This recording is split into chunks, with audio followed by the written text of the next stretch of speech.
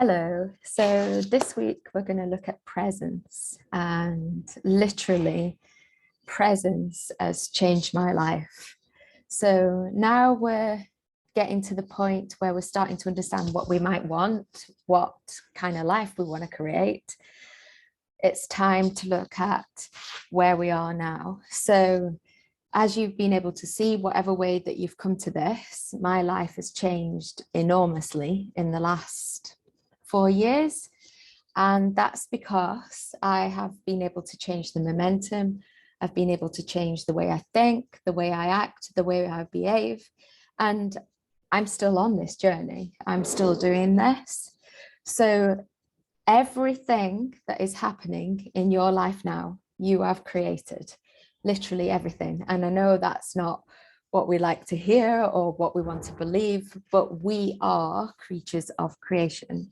Some of you might have come across The Secret and dabbled a little bit in that and thought to yourselves, well, you know, I've tried everything I do, and nothing changes. And that's because we're often unconsciously creating what we're doing. Some of you might have manifested things into your reality and thought that you wanted them.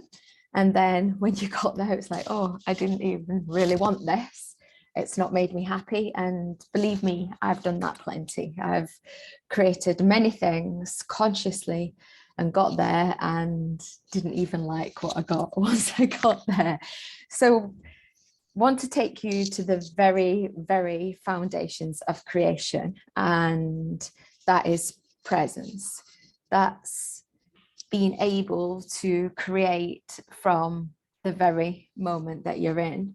And the foundations of this week that we're looking at is observing oneself. There's nothing to be done. You don't really need to do anything apart from observe yourself and see where you're at. So the best way really to come to presence is through the breath. And you hear many meditation teachers talk about this. There's nothing that is special about it. You don't need to learn some kind of technique. Just when you remember, take deep breaths in and deep breaths out. And the more you do this, if you can start to catch that moment between the in-breath and the out-breath. So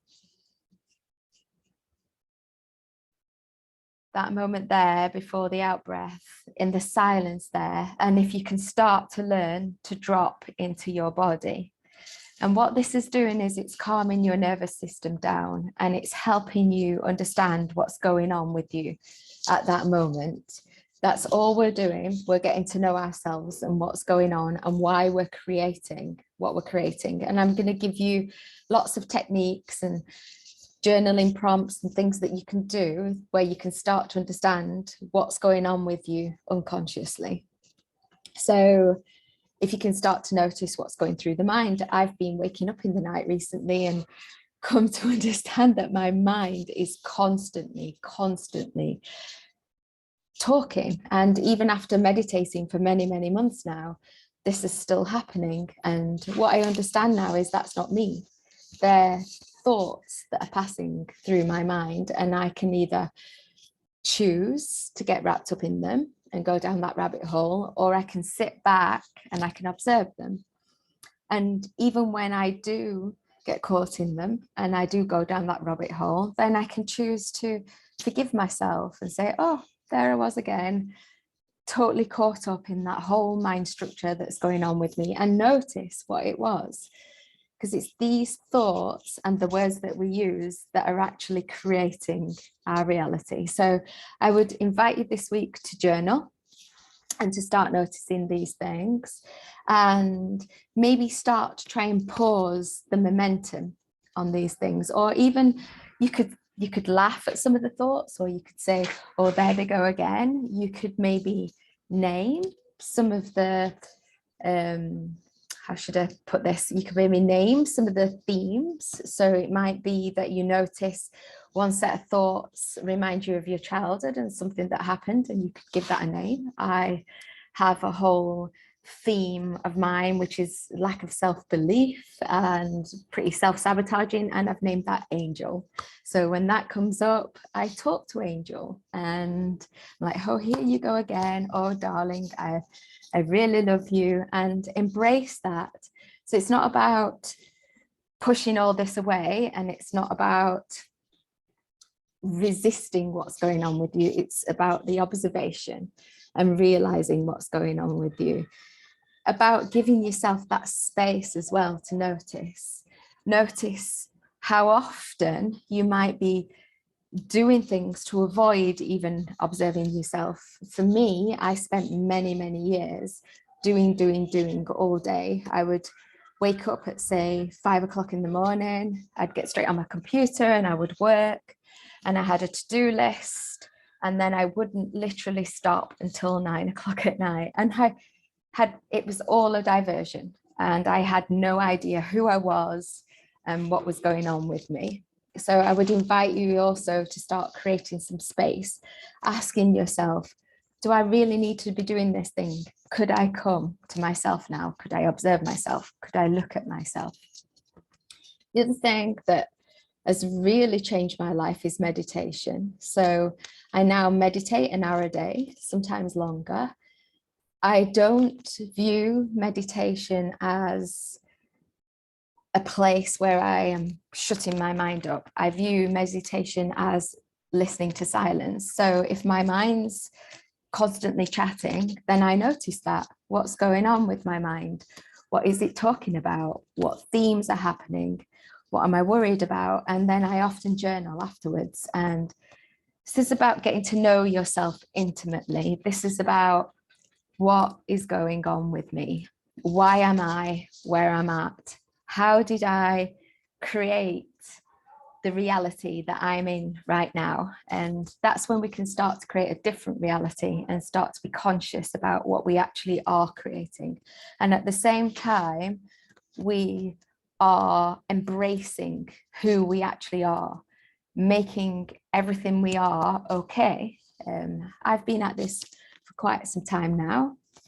My circumstances have changed hugely, and still there are things coming up for me.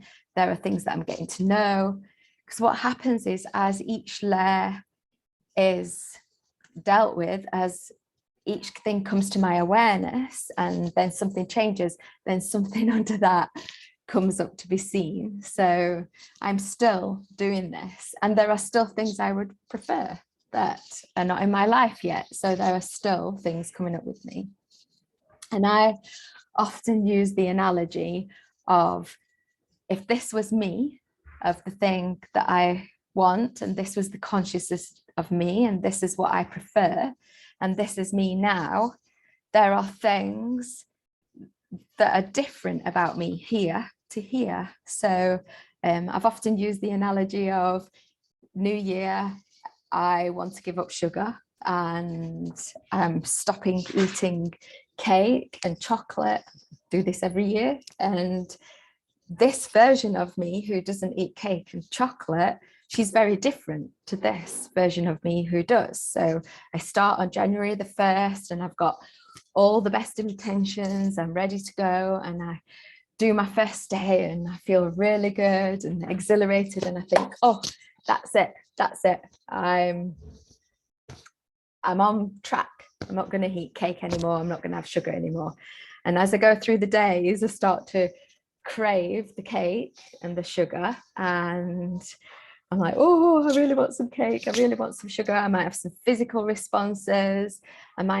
Usually it was day 3. I might feel very tired. I've got the cravings, and I really want the cake. So this version here, she's already there, but this version here who's on day 3, who's got the cravings, she's got something to move through, and that's something that's coming up to be seen for her. And if she carries on, then she's observing that, she's moving through that, and she's becoming this version here. And then she might go to somebody's house for a gathering in the new year, and they might have made a special dessert, and it could be a favorite dessert, and she's looking at this dessert. She's got these cravings, and she's like, oh, I really want that, but I've said that I wouldn't have sugar. And she might say to herself things like, oh, but if I just have this one cake, I'll be okay.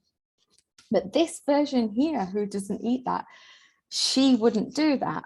So this version here is coming up with those, she's coming face to face with those things. So how do I say no to my friend? How do I say no to myself?